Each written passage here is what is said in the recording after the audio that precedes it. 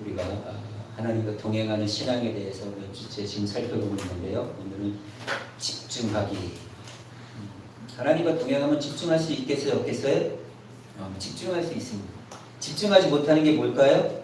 집중하지 못하도록 만드는 환경이 있겠죠? 그렇죠? 그 환경을 여러분 제거시켜야 됩니다. 여러분들이 새벽마다 새벽기도를 드리잖아요. 근데 그 새벽기도를 방해하는 환경이 있을까요? 없을까요? 있어요. 왜 못 인날까요? 늦게 자서 그래요, 일단. 그렇죠? 늦게 자면 일찍 못 인다는 거예요. 제가 청년 때 이 새벽기도 훈련을 받을 때는 저는 10시를 안 넘기려고 마음을 굳게 먹었어요. 뭐가 있어요? 왜냐면 11시, 12시 되면요. 그 다음날 인나기도 힘들고 인나봤자 뭐예요? 새벽 시간에 안 졸라고 버티죠. 그럴 때 가라앉는 게 이런 거예요. 그러니까 우리가 하나님께 집중하고 주님과 동행할 때 우리는요 집중하지 못하는 것들을 하나하나 꺼낼 수 있는 그런 지혜가 필요한 겁니다. 우리 교회가 기도가 얼마나 무너졌다고 생각하세요? 우리 권사님들이나 전사님, 직사님들은 새벽마다 기도하세요. 교회 나와서 기도하시고 영상으로 기도하시고 온 교회가 함께 기도했으면 좋겠어요. 그렇죠? 교회가 이렇게 막 움직이는데 교회가 이렇게 세워져 나가는데 어느 사람의 힘에 있어가 아니라 온 교회가 하나가 될 때 같은 축복을 받지 않겠습니까? 교회가 부흥될 때 그 가정도 그 인생도 부흥되는 거 이거는 많은 교회에서 일어났던 일이에요. 여러분들이 집중할 때 하나님과 동행할 수 있고 하나님 말씀에 순종할 수가 있는 것이에요. 정말 순종이라는 게 참 쉽지만 좋은 말이지만 또 참 어려운 말이죠. 그렇잖아요. 순종하십시오. 좋은 말이죠. 옳은 말이죠. 그러나 듣기는 싫어요. 왜 그럴까요? 하나님 말씀과 세상을 살아가는 원리는 너무 달라요. 보세요. 우리 복음서를 보면요. 예수님은요. 제자들에게 무리들에게 비상식적인 명령을 종종 하십니다. 그렇죠? 제자들에게 불편한 일을 계속 시키시는 거예요. 제자들은 그래도 능력이 있으니까 불편한 명령을 받고 순종하지만 그 불편한 명령에 순종할 때마다 뭐가 일어나는 거예요? 기적이 일어나는 거예요. 기적이. 그래서 제자들은 예수님의 이 불편한 명령이 결국은 우리에게 유익이 되는구나, 편한 거구나 라는 것을 점차 깨달았다는 것이죠. 여러분 믿음은요 하나님의 말씀에 대한 나의 불편함을요 끊임없이 제거하는 겁니다. 그래서 기도하다가 영적으로는 즐겁고 힘이 되지만 육적으로는 어때요? 힘든 거예요. 뭐 기도 안 하는 사람들은 말할 것도 없지만 기도해본 사람은 기도가 상당한 노동이라는 거 우리는 알 수 있어요. 그런데 그 육신의 불편함을 끊임없이 이겨내는 거예요. 그러니까 하나님 말씀이 오늘 메시지가 여러분들을 불편하게 하는 메시지가 있을 수 있어요. 그런데 그 메시지 속에서 우리가 결단하는 것. 그것이 주님과 동행하는 거예요. 왜요? 주님께서 우리에게 뭐라 그러세요? 아무든지 누구든지 나를 따르려거든 자기를 부인하고 자기 십자가를 지라는 거예요. 우리가 가는 신앙의 길, 우리가 천국을 향해 가는 순례의 길은 결코 넓은 길이 아니라는 것. 좁고 힘든 길이라는 것. 여러분들이 꼭 기억하십시오. 그리고 이 길의 감에 있어서 여러분들이 하나님과 동행하고 그분께 좀 집중하셔야 돼요. 왜요? 하나님과 우리가 동행하기를 원하고 그렇게 살려고 하지만 자꾸 그 동행함의 관계를 악한 영들은요 여러 가지 환경으로 끊으려고 해요. 그럴 때마다 여러분 그것을 이겨내야 되는 거예요. 자, 보세요. 오늘 본문 말씀은요 앞부분에 있는 소위 변화산 사건과 좀 연결이 되어 있습니다. 어떤 부분이냐면 예수님이 수제자인 베드로와 야고보와 요한을 데리고 산에 올라갑니다. 뭐 어느 산인지 정확히 모르지만 그 산에 올라가서 당신의 영광스러운 모습으로 변화됨과 동시에 그곳에 모세와 엘리야가 함께 대화를 나누는 모습을 보게 됩니다. 이 세 제자가 깜짝 놀란 거예요. 그리고 예수님의 메시아 되심을 점점 인정하기 시작하는 거예요. 참 신기하죠. 그리고 얼마나 기쁘고 감사하죠. 제자들이 베드로가 예수님께 뭐라 그래요? 예수님 여기가 좋습니다. 우리 내려가지 마세요. 우리 여기 살아요. 그 정도로. 그런데 제자들이 그 영광스러운 모습을 보고 예수님과 밑으로 상하로 내려오자 그 적반한 환경이 뭡니까? 굉장히 남아있는 9 제자들이요. 곤혹한 어려움을 당하는 부분인데요. 10절을 보면은 이렇게 표현합니다. 같이 한번 볼까요? 시작. 저희가 이에 제자들에게 와서 보니 큰 무리가 들렸고 서기관들이 더불어 변론하더니 그렇죠. 지금 위에서는 영광을 체험했습니다. 너무 기쁩니다. 야, 세상 뭐 그냥 너무 기쁜 겁니다. 그런데 내려오니까 산에서 내려오니까 9명의 제자들이 서기관들의 악의찬 조롱과 논증 가운데 굉장히 곤혹을 치르고 있는 거예요. 그러니까 우리가 아까 읽었던 말씀에 공부하면 어떤 논쟁입니까? 제자들이 어려서부터 벙어리 귀신 들린 아이를 고치지 못하는 겁니다. 그리고 아이는 오늘날은 의학적으로 하기에는 간질 증세가 있는 겁니다. 여러분 간질병 걸린 사람 보셨어요? 정말 귀신 들린 사람처럼 보여요. 이 증세가 계속 유지되는 것이 아니라 잠깐 그랬다가 또 회복해요. 이 간질까지 걸려 있는 거예요. 그런데 제자들이 고치지 못한 거예요. 그런 상황에서 예수님을 죽이고자 음모를 꾸몄던 이 바리새인과 서기관들, 그 중에 서기관들이 율법을 잘 아는 서기관들이 예수님이 없는 틈을 따서 영적으로 충분하게 무장하지 못했던 제자들을 곤혹스럽게 만드는 공경에 빠뜨리려고 합니다. 너희가 믿는 예수 잘못된 거야. 이거 틀린 거잖아. 안 되잖아. 지금 이 상황에 제자들이 빠진 거예요. 참 보세요. 우리가 지금 세 제자와 9 제자가 나눠 생각할 수 있지만 우리 삶도 이렇지 않습니까? 변화산에서 영광스럽고 기쁜 순간이 있을 뿐만 아니라 또 내려와서는요 곤혹스러운 우리의 삶도 있을 수 있다는 것이죠. 여러분이 신앙생활하고 살면서 항상 기쁩니까? 항상 성령으로 충만합니까? 그럼 하나님 계속 성령 충만하게 해주세요. 그러면 좋잖아요. 그죠? 근데 왜 그렇게 안 하실까요? 타락한 본성은요, 인간은요, 평안해지면 어때요? 게을러져요. 그래서 때로는 약간의 영적인 충격을 주시는 것이 하나님의 방법이에요.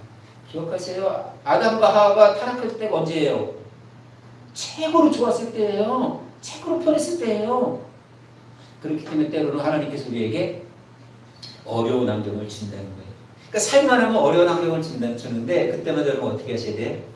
그렇지. 하나님 나를 단단하시는 거야. 나를 겸손하게 만드는 거야. 이 사실을 여러분 깨달으십시오. 그러니까 고난 속에서 나를 돌이켜보지 않겠습니까? 나의 연약함을 인정하지 않겠습니까?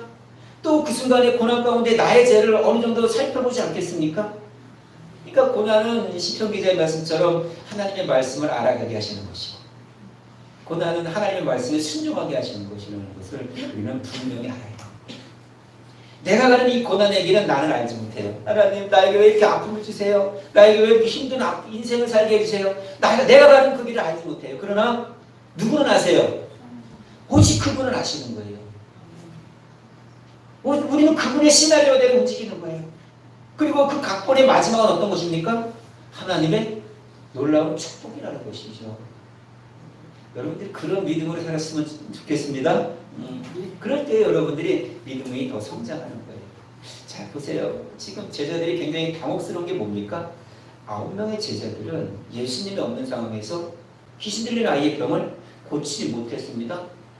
그러니까 서기관들이 요때다 싶어서 얼마나 비방했겠습니까? 그죠? 지금 보세요. 이 복음서의 내용의 상황을 가만히 생각해 보세요. 예수님이 기적을 일으킵니다. 말씀도 서기관 같지 않습니다. 다릅니다. 능력을 행합니다. 그러니까 많은 무리들이 따라다녔을 거 아니에요. 그죠? 얼마나 많이 따라다녔으면 빈들에까지 갔는데 빈들에 장정만 5,000명이 모인 거예요. 그러면 아이들, 여자들, 노인들 다 합하면 얼마나 되겠어요? 굉장히 많은 무리가 따라다니는 거예요.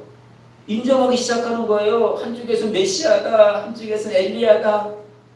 난리가 난 거예요. 그런 상황에서 당시 종교적으로 또 국가 권력을 잡고 있던 대제사장들과 바리새인들과 서기관들은요, 어떻게 하면 이 예수를 죽일까?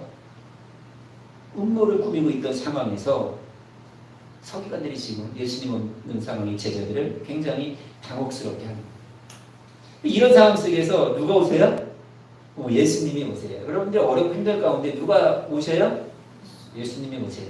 이때 당시에는 예수님이 육신을 입고 오셨기 때문에 오시지만 이 시대 우리에게는 그분은 항상 우리와 동행하십니다. 그분의 영이 우리와 안에 내주하십니다. 그러니까 여러분 이 마음을 가지십시오. 자, 예수님이 오셨는데 어떤 상황이 벌어집니까? 15절 보세요. 시작. 온 무리가 곧 예수를 보고 심히 놀라며 달려와 문안하거늘. 그죠? 놀랐죠? 왜 놀랍니까? 그냥 깜짝 놀란 거예요? 아니요. 너무 기쁜 거예요. 기뻐서 놀란 거예요. 그리고 어떻게 합니까? 달려가죠? 달려가서 인사합니다. 어서 오세요. 예수님 어서 오세요. 그리고 예수님을 보고 놀라고 기뻐한 제자들에게 예수님이 물으십니다. 16절 보세요. 시작. 예수께서 물으시되 너희가 무엇을 그들과 변론하느냐. 그렇죠. 지금 예수님이 몰라서 물어봅니까? 그렇지 않죠. 예수님이 던지는 질문은 뭡니까? 너희가 무슨 내용을 변론하는지를 알고 싶어서가 아니에요. 충분히 알고 계셨어요. 그럼에도 물으시는 이유가 뭡니까? 너희의 필요가 무엇인지를 알게 하시고 깨닫게 하시고. 그렇지 않아요? 종종 자녀들이 뭐 달라 그럴 때 뻔히 알면서도 뭐 해줄까? 그죠? 왜요? 자신의 필요를 알게 할 뿐만 아니라 그 필요가 누구한테 주어진다는 것을 깨닫게 하는 거예요. 내가 주는 거야. 주님께서도 물어보시는 거예요. 그러니까 사실 우리의 삶 가운데도 우리가 어려움을 맞이할 때 주님께서 아시고 우리의 필요를 채우기 위해서 우리에게 다가오십니다. 그리고 하나님께서 원하시는 것은 뭐예요? 주님께서 원하시는 것은 그 상황을 진솔하게 고백하고 맡기는 거예요. 나의 힘으로 애썼던 수고가 아니라 이제는 하나님께 맡기는 그 믿음을 하나님께서는 원하신다는 것이죠. 그렇기 때문에 사도 바울이 뭐라 그럽니까? 어떠한 고난 가운데서도 염려하지 말라는 거예요. 그리고 오직 기도와 간구로 너희 구할 것을 감사함으로 아뢰라는 겁니다. 그리고 모든 지각에 뛰어나신 하나님의 평강이 너희의 생각을 지켜주신다는 겁니다. 문제는 해결되지 않았지만 마음이 평안한 거예요. 마음이 너무 기쁜 거예요. 왜요? 주님께서 나와 함께 하시기 때문에 그렇습니다. 우리가 이런 믿음으로 살아야 되는 것이죠. 자, 지금 예수님께서 뭘 그렇게 변론하니? 물어보니까 제자들은 말도 못합니다. 민망하니까. 그렇죠? 근데 무리 중 하나라 그러는데 다른 복음서 평행 본문 가면요. 아이의 아버지라고 표현됩니다. 그렇게 아이의 아비가 나와서 예수님께 이렇게 말합니다. 17절 18절입니다. 시작. 우리 중에 하나가 대답하되 선생님 말 못하게 귀신 들린 내 아들을 선생님께 데려왔나이다. 귀신이 어디서든지 그를 잡으면 거꾸러져 거품을 흘리며 이를 갈며 그리고 파리에 진지라. 내가 선생님의 제자들에게 내쫓아달라 하였으나 그들이 능히하지 못하더이다. 자, 지금 아이의 아버지는 예수님이 계시지 않았지만 자신의 아이를 제자들에게 데리고 옵니다. 왜냐하면 제자들도 예수님께 능력을 받아서 이미 복음을 전하고 회개하라 외치고 귀신을 내어 쫓았습니다. 제자들도 능력이 있었습니다. 그렇게 그것을 알고 있기 때문에 예수님은 안 계시지만 제자들에게 아이의 병을, 아이에게 있는 귀신을 내쫓아 주십시오라고 얘기를 했습니다. 그런데 제자들이 못한 거예요. 쫓아내지 못한 거예요. 그러자 이 말을 들은 예수님께서 뭐라고 얘기합니까? 19절이요. 시작. 대답하여 이르시되 믿음이 없는 세대여 내가 얼마나 너희와 함께 있으며 얼마나 너희에게 참으리요 그를 내게로 데려오라 하시네.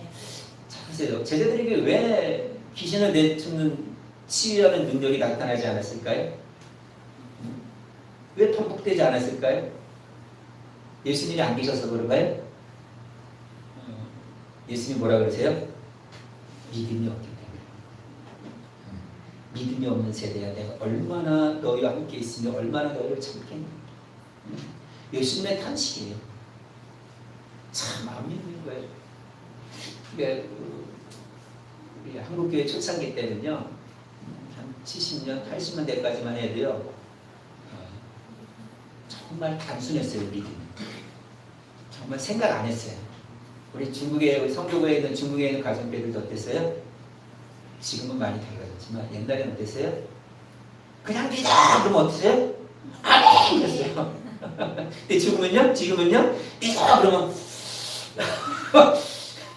왜요? 살만한 거예요. 안 믿어도 괜찮은 거예요. 여러분 믿음이 없음에 대해서 주님은 탄식하세요. 여러분이 믿음이 없음에 대해서 하나님은 싫어하세요. 그렇죠? 여러분이 믿음이 있음을 하나님은 기뻐하세요? 안 기뻐하세요? 기뻐하세요. 히브리서 11장 6절에서 그렇게 말씀하세요.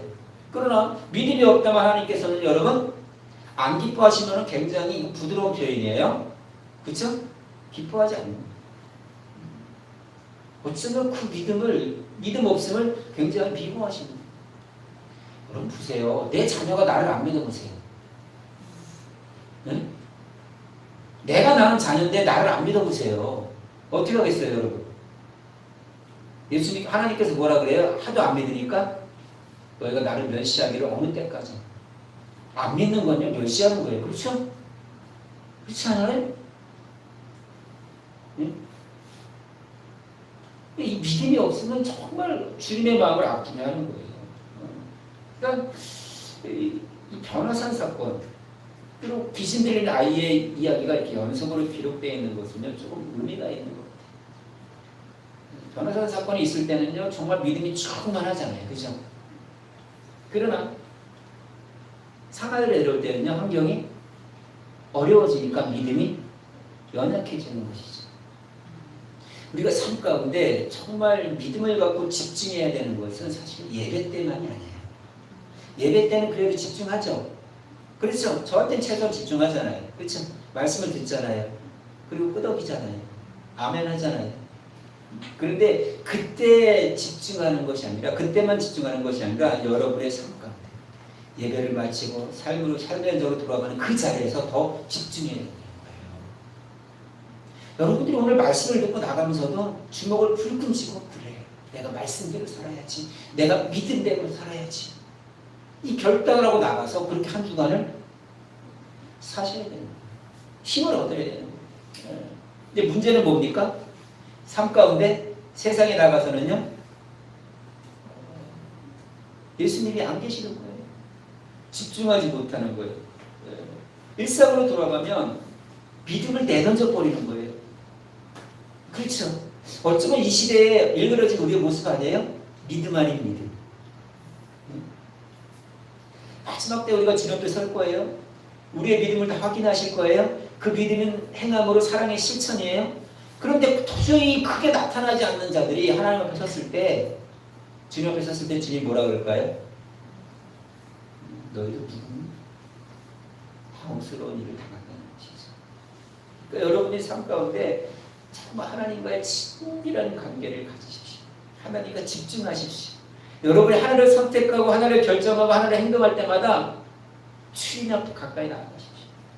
주님이라면 어떤 결정을 하고 어떤 선택을 하셨을까? 이런 친밀함이, 이런 집중이 어쩌면 우리의 믿음이라는 것이죠. 오늘 우리가 하나님과 동행하는 것이 집중하기잖아요. 이 집중한다는 것은 뭔지 아세요? 산만하지 않게 본질적인 문제를 제대로 파악을 하는 거예요. 바라보는 것도 여러 가지가 있잖아요. 집중하는 것도. 아무 생각 없이 이렇게 바라보는 거 있죠? 그렇죠? 또 문제의 본질을 가지고 갈급한 눈길로 바라보는 것도 있고요. 그러니까 바라보는 것이 다른 거예요. 그러니까 내가 집중함으로써 선택의 문제도 달라진다는 것이죠. 그렇죠? 우리는 육신의 일과 영의 일 가운데 반드시 선택해야 됩니다. 그렇죠? 오늘도 영의 일과 육신의 일을 갈등하다가 예배 자리를 지키지 못한 분들이 참 있잖아요. 그죠? 참 안타까워요. 예. 나온다고는 하지 말죠. 그죠? 다 나온다고 해요. 그죠? 나온다고 해도 안 나오는 게 예. 결정하는 거예요. 내가 어디에 집중하느냐에 따라서 내 삶의 선택이 달라지는 거예요. 그리고 하나님께 집중해서 주님의 제자로 살기를 결단하는 순간 여러분들은 많은 것을 비워놔야 돼요. 그죠? 많은 것을 내려놔야 돼요. 내가 이전의 세상에서 살던 방식을 다 거부해야 돼요. 그 길에 갈 때 우리가 주님께 집중할 수 있는 거예요. 그러니까 하나님 말씀에 집중하고 그 말씀대로 살기를 선택한다면 삶이 완전히 달라집니다. 이전의 삶의 방식을 거부합니다. 이전의 삶의 방식은 세상 사람들이 보기에 옳다고 생각하는 거예요. 다 그렇게 사는 거예요. 그러나 이전의 삶의 방식을 거부하고 하늘의 소망을 두고 살아갈 때는 세상 사람들이 뭐라 그래요? 바보라고 해요. 멍청하게 왜 그런 행동을 하냐고 해요. 그러나 이전의 것을 버리고 새 사람으로서의 새로운 것을, 하늘의 것을 바라보고 살아가는 것은 하늘의 것이 더 가치가 있다는 것을 우리 믿기 때문에 그렇게 행동을 하는 거예요. 그러니까 오늘 본문의 제자들은요, 주님께 집중하지 못한 거예요. 바른 선택을 하지 못한 거예요. 그러니까 지금 제자들이 무엇이 중요한 건지 지금 혼란에 빠진 거예요. 보세요. 지금 아이의 아버지는 아이를 고쳐달라고 애원합니다. 그리고 많은 무리들이 지켜봅니다. 그리고 서기관들은 혹시나 율법적으로 잘못된 것이 있나 보다가 당국에 고소하려고 하는 상황입니다. 결국 당황한 제자들은 내가 무엇을 해야 될지, 어떻게 해결해야 될지를 알지 못하고 집중력이 막 흩어지는 상황에 있는 거예요. 근데 사실 우리가 하나님께 집중함으로 하나님 말씀에 순종해야 된다는 것을 너무 잘 알아요. 근데 또한 집중이 얼마나 힘들지도 우리는 또 알죠? 그렇죠? 왜 그럴까요? 왜 주님께 집중하지 못할까요? 나에게 주어진 삶의 현실이 때로는 너무 버겁고 너무 힘들고 어려운 상황 속에서는 주님의 존재를 잊어버립니다. 고난의 환경이 너무 크니까 고난까지도 지배하시고 이끌어가시는 하나님의 존재를 잊어버린다는 거예요. 그러니까 세상이 내팽칩니다. 그러다 보니까 믿음도 잃고 하나님의 존재도 잊어버리는 거예요. 정말 뭐가 중요한지를 상실하고 내 방식대로 세상의 방법대로 살아간다는 거예요. 지금 제자들이 귀신을 쫓아내지 못한 이유가 뭐예요? 믿음의 문제죠. 그렇죠. 하나님에 대한 주님에 대한 믿음이 부족했습니다. 지금 제자들이 아이를 데리고 왔을 때 고치려고 마음을 먹었고 그때 어떤 마음을 가졌을까요? 어쩌면 자신이 예전에 쫓아냈던 그 능력을 믿지 않았을까요? 내가 경험했던 그것이 정말 우리의 믿음을 더 무너뜨릴 수 있는 가능성이 있어요. 내가 이렇게 해왔어. 난 잘할 수 있어. 그 경험이 오히려 하나님을 향한 믿음을 상실할 수도 있어요. 그러니까 지금 과거에 했으니까 할 수 있어라는 믿음을 갖고 제자들은 병을 고치려고 행동을 다 했을 겁니다. 그러나 쫓아내지 못했던 거예요. 그러니까 내가 지금까지 해왔는데 뭐 이 정도에 되겠지 하고 하나님을 신뢰하지 않는 겁니다. 의지하지 않는 겁니다. 그러나 여러분 꼭 기억하세요. 내가 지금까지 해왔던 어떤 것이 꼭 나의 능력으로 모든 일이 다 되는 것은 아니에요. 하나님께서 종종 우리를 그 믿음 없음을 보시고 그 일에 응답하지 않으실 때도 있다는 거예요. 다만 뭡니까? 그 어려운 상황 속에서 스스로를 돌이켜보는 겁니다. 그리고 그 상황에서 주님만을 더 의지하게 만드는 거예요. 한 번 했으니까 또 되겠지? 여러분 신앙의 모든 사람이 신앙생활 보면요 한 번 됐던 게 또 그대로 똑같이 되는 역사는 거의 없어요. 그렇죠? 얼마나 똑같이 된다고 생각해 보세요. 얼마나 좋겠어요. 그렇죠? 다 그대로만 하면 되니까. 근데 결코 그렇지 않아요. 저도 신앙에서 막 사역을 열심히 했잖아요. 여기서 개척하면서 신앙만큼만 좀 해주십시오라고 기도했겠어요? 안 했겠어요? 했어요. 근데 하나님 그렇게 원치 않으십니다. 신앙에서는 제가 더 기도를 많이 했겠죠. 긴장했겠죠. 근데 여기서는 또 마음의 여유가 생기니까 하나님께서 더 기도하라는 사인이. 그러니까 어쩌면 주님만을 더 신뢰하는 것, 이것을 주님께서 원하시는 거예요. 나의 제한된 능력으로 사는 것이 아니라 하나님의 무한한 능력으로 살아내는 것을 하나님께서는 원하신다는 것이죠. 지금 예수님은 제자들의 실망스러운 믿음을 봅니다. 그렇죠? 내가 언제까지 너희와 함께 있겠냐, 언제까지 해야 너희가 믿겠냐, 제발 좀 믿어라 하면서도 예수님께서 아이를 데려오라고 하시죠. 그렇죠? 연약한 믿음이지만 애틋한 사랑을 보이는 겁니다. 우리가 연약한 믿음을 보인다 할지라도 주님은 우리를 버리지 않으세요. 그러니까 여러분들이 답답한 문제가 있고 정말 힘들고 어려운 부분이 있다면 그 문제를 가지고 어떻게 되는 거예요? 주님 앞으로 나오십니다. 아이를 데려오는 건 뭐예요? 문제를 가지고 오라는 거 아니겠어요? 여러분의 아픔의 문제가 있어요? 가정의 문제가 있어요? 여러분의 사역의 문제가 있어요? 부부간의 문제가 있어요? 주님 앞에 갖고 나오십시오. 그리고 그것 때문에 어떻게 해결할까 난처하고 막 궁리하지 마시고 하나님 앞에 기도하십시오. 그럴 때에 그 문제가 더 이상 내 문제가 아닌 거예요. 그 문제가 하나님의 문제가 되는 것이고 하나님께서 때가 되면 멋있게 해결해 주신다는 거예요. 참 우리가 이렇게 기도하면 신속하게 5G로 그냥 순간순간 뿅 하고 응답됐으면 얼마나 좋겠어요. 그죠? 참 더디죠? 왜요?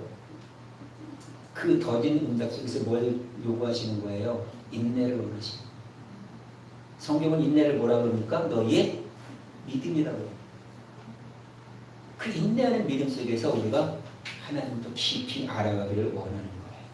자, 지금 예수님의 말씀에 제자들이요, 자신들이 해결하지 못했던 문제를 예수님 앞으로 갖고 나오죠. 그렇죠? 근데 참 신기한 것은 아이를 괴롭혔던 귀신의 정체가 제자들 앞에서는 나타나지 않는데 예수님의 영적 권위 앞에서는 드러나죠. 그렇죠? 20절 한번 보세요. 시작. 이에 데리고 오니 귀신이 예수를 보고 곧 그 아이로 심히 경련을 일으키게 하는지라 적에 땅에 엎드러져 불며 거품을 흘리더라. 그렇죠? 귀신 들린 자의 공통적인 특징이 뭐냐면 영적 권위 앞에서는 자신을 드러낸다는 거예요. 여러분 중국에서 막 집회하고 그럴 때 귀신 들린 사람 쫓아내는 거 봤어요? 예? 막 거품 불고 막 욕하고 막 발버둥 치고 난리가 납니다.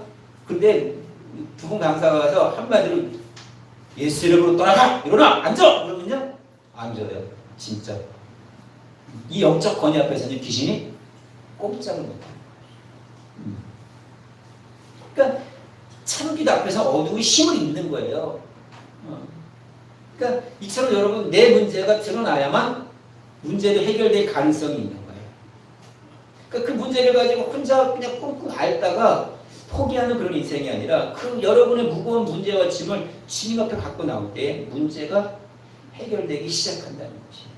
자 보세요. 이 경련하는 아이를 이제 간질병 같아요. 아이 상태를 보신 예수님이 이 아이의 아버지를 통해서 아이의 상태를 뒷죠. 어떤 상태입니까? 21절 22절이요. 시작. 예수께서 그 아버지에게 물으시되 언제부터 이렇게 되었느냐 이르되 어릴 때부터입니다. 귀신이 그를 죽이려고 불과 물에 자주 던졌나이다. 그러나 무엇을 하실 수 있거든 우리를 불쌍히 여기사 도와주시오. 그렇죠. 참 아이가 그렇게 사는 것도 힘들지만 부모의 마음은 어떨까요? 그죠? 사람으로 살아야 되는데 귀신이 들리니까 뭐처럼 사는 거예요? 귀신처럼 사는 거예요. 참 얼마나 힘듭니까? 예? 그러니까 그런 상황 속에서 하소연하듯이 아기가 뭐라 그래요? 예, 선생님 무엇을 하실 수 있거든 우리를 불쌍히 여겨서 도와주십시오. 우리라 그러는 건 뭐예요? 자녀 아비와 아들은 하는 거예요. 한 몸인 거예요. 그렇죠? 자녀가 아프면 누가 더 아파요? 부모가 더 아픈 거예요. 그러니까 할 수 있거든 불쌍히 여겨달라는 이 아비의 마음. 고칠 수 없으니까. 근데 참 재미난 것은 뭐예요? 혹시 하실 수만 있다면 고쳐달라는 거예요. 하실 수 있거든 사실은 이게 어떤 부분이에요? 가능성과 불가능성을 모두 포함하는 거예요. 그렇죠? 그렇죠. 아비의 입장에서는 불신앙과 더불어 간절함은 있는 거예요. 그렇죠? 여지껏 못했으니까. 제자들도 못했으니까. 그러나 예수님 하실 수 있으면 간절하게 지금 구하는 거예요. 참 무료한 감정이죠. 예수님을 바라보고 소망을 갖습니다만 지금까지 살아온 아픔 환경은 실망과 좌절이 막 교차한다는 것이죠. 그러니까 이 아이아비가 하실 수 있거든 라고 얘기를 하는 거예요. 그러자 예수님이 뭐라 그럽니까? 책망하죠. 23절이요. 시작. 예수께서 이르시되 할 수 있거든이 무슨 말이냐? 믿는 자에게 능치 못할 일이 없으니라 하시는. 무슨 책망입니까? 할 수 있거든. 이게 무슨 얘기야? 할 수 있거든 이거 어디 있어? 그러면서 뭐라 그래요? 믿는 자에게 능치 못할 일이 없다는 거예요. 지금 예수님의 능력에 집중하지 못하고 예수님의 능력을 가능성의 하나로 본 믿음 아닌 믿음을 지금 책망하시는 거예요. 그렇지 않습니까? 믿음에는 마늘이 없어요. 그렇죠? 여러분 기도할 때 제발 이렇게 기도하지 마세요. 하나님 하실 수 있으면 이렇게 해주세요. 그러면 하나님 해주실까요? 아니요. 믿는 자에게 능치 못할 일이 없는 거예요. 지금 아이의 아비는 아이를 살리려고 하는 간절함이 있어요? 없어요? 있어요. 그렇죠? 있지만 뭐가 없어요? 믿음이 없는 거예요. 우리의 삶 가운데 이런 상황이 주어질 수 있죠. 안 되니까 좌절하고 믿음까지도 상실한다는 거예요. 자 보세요. 예수님의 책망을 듣자 아이의 아비가 어떻게 합니까? 절규하죠. 24절입니다. 여러분들에게 이런 믿음이 나와야 됩니다. 이런 고백이 나와야 됩니다. 24절 보세요. 시작. 그 아이의 아버지가 소리를 질러 이르되 내가 믿나이다. 나의 믿음 없는 것을 도와주소서 하더라. 지금 이 아이의 아비가 축복을 받을 수 있는, 응답을 받을 수 있는 큰 축복이 뭡니까? 이유가 뭡니까? 자신의 믿음 없음을 인정했다는 거예요. 그리고요, 주님의 꾸짖음에 원망하고 불평하는 것이 아니라 소망과 믿음이 생겼다는 거예요. 예수님이 혹시라도 고칠 수 있을 거라는 요행을 받았던 마음에서 믿음을 구한 거예요.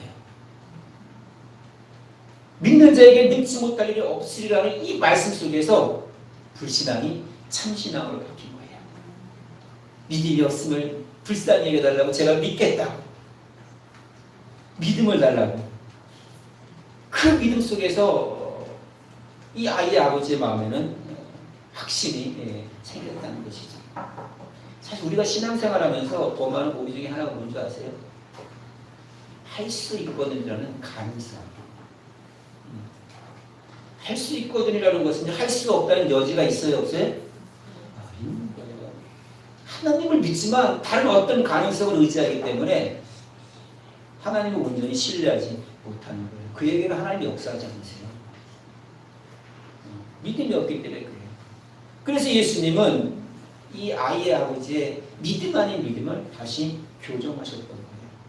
그러니까 아이를 치유하는 그 많은 능력이 어떤 나의 요행으로 이루어지는 것이 아니라 세상의 어떤 곳으로 이루어지는 것이 아니라 우리의 유일한 치유자가 되시는 예수님만을 집중하고 믿으라는 것. 이것이 예수님께서 우리에게 요구를 하신 거예요. 자, 그리고 예수님께 집중하고 믿음으로 나아가면요. 내가 믿겠다고 결정하면요. 나의 믿음의 연약함을 인정하고 믿음을 달라고 기도하고 고백하면요. 주님께서는요. 그 믿음을 보시고 그 아픔을 치유해 주십니다. 25절 보세요. 시작. 예수께서 무리가 달려와 모이는 것을 보시고 그 더러운 귀신을 꾸짖어 이르시되 말 못하고 못 듣는 귀신아 내가 명하노니 그 아이에게서 나오고 다시 들어가지 말라 하시네. 지금 예수님이 벙어리와 기머거리 되게 한 더러운 귀신에게 고통을 치자 어떤 일이 벌어집니까? 26절 27절 계속 볼까요? 시작. 귀신이 소리 지르며 아이로 심히 병난을 일으키게 하고 나가니 그 아이가 죽은 것 같이 되어 많은 사람이 말하기를 죽었다 하나 예수께서 그 손을 잡아 일으키시니 이에 일어서니라. 그렇죠. 말 못하고 듣지 못하고 간질의 증세를 보이는 병이요. 계속 반복되니까 예수님께서 어떻게 한 거예요? 귀신에게 영구 추방을 한 거예요. 그렇죠? 다시는 들어가지 말라. 그렇죠? 25절에 다시는 들어가지 말라는 거예요. 그러자 귀신이 소리 지르고 아이가 심한 발작을 일으키는 건데 나갑니다. 죽은 것 같지만 오히려 귀신이 완전히 떠나가는 가운데 예수님이 치유를 일으키신 것을 우리가 알 수가 있는 것이죠. 그리고 예수님이 죽은 것 같이 보이는 아이를 다시 잡아 일으키시죠. 세워주시죠. 아이의 삶에 새로운 평안, 기쁨, 소망, 풍성함을 허락했던 것이죠. 여러분들이 문제를 갖고 이렇게 나올 때에 그 믿음의 고백 속에서 하나님 응답하신다는 거예요. 자, 보세요. 말씀이 길어졌는데 이 치유의 기적을 본 제자들이 이제 의문이 생긴 거예요. 그죠? 왜 우리는 못했지? 우리 믿음이 없는 건가? 아닌데. 그리고 조용히 예수님은 찾아와 봅니다. 28절이요. 시작. 집에 들어가시매 제자들이 종용이 묻자오되 우리는 어찌하여 능히 귀신을 쫓아내지 못하였나이까. 그렇죠. 예수님의 제자들도 귀신을 쫓아내는 능력을 행했습니다. 그렇죠. 근데 이번엔 못한 거예요. 그래서 사람들 모르게 창피하니까 물어본 겁니다. 왜 우리는 안 됐습니까? 왜 나의 문제가 해결해야 되지 않았습니까? 그래서 예수님이 이렇게 얘기하시죠. 29절입니다. 시작. 이르시되 기도 외에 다른 것으로는 이런 이가 나갈 수 없느니라. 기도 외라는 이 말씀에 어떤 의미일까요? 제자들이 기도 안 했을까요? 기도했겠죠. 왜 안 했겠습니까? 그렇죠? 기도했을 거예요. 그런데 여기서의 기도는 뭡니까? 하나님과의 바른 관계 속에서 하나님을 향한 진실한 믿음이에요. 하나님을 전적으로 신뢰하는 거예요. 하나님께 집중하고 하나님을 향한 믿음을 보이는 가운데 세상의 다른 것에 마음을 빼앗기지 않는 거예요. 그러니까 여러분의 문제를 주님 손에 올려드리고 여러분의 문제를 주님께 맡기는 가운데 집중하여야 하는 믿음의 기도. 이 믿음의 기도가 기적을 체험할 수 있는 놀라운 능력이라는 것을 여러분 믿으세요. 새벽을 깨우시는 그 믿음의 기도가 얼마나 능력이 되겠습니까? 여러분의 연약함을 인정하는 가운데 하나님을 바라보는 그 믿음의 기도. 그 믿음의 기도를 주님께서는 들으신다는 거예요. 어쩌면 주님께 집중한다는 거 여러 가지 이유가 있을 수 있겠어요. 그러나 여러분들이 할 수 있는 외적으로 드러나는 멋있는 모습이 뭘까요? 기도하니까요. 그렇죠? 교회에서 기도하는 거 기도할 수 있어요. 그러나 여러분의 삶 가운데 기도의 시간을 만드는 거, 기도의 자리를 만드는 게 어쩌면 주님께 집중하는 것임을 여러분 꼭 기억하시고 여러분의 삶 가운데 항상 주님께 집중하고 기도의 자리를 만듦으로 말미암아 여러분의 문제가 더 이상 문제가 아니고 여러분의 아픔이 더 이상 아픔이 아니고 여러분의 인생에 꼬인 모든 부분이 해결되는 그런 역사가 여러분들이 있기를 바랍니다. 그래서 할 수 있거든이 아니라 믿는 자에게 능치 못할 일 없다는 이 믿음을 가지고 여러분 살아내십시오. 그럴 때 하나님의 놀라운 축복과 놀라운 풍성과 형통함이 여러분들에게 넘칠 줄로 믿습니다. 하나님과 동행하시길 집중하십시오. 부르짖어 기도하십시오. 그럴 때 여러분들의 능력으로 하나님의 능력으로 이 세상을 살아갈 수가 있는 것입니다. 그 믿음을 갖고 여러분 주님 앞에 당당히 나아간 모두가 되시기를 주님의 이름으로 축원합니다.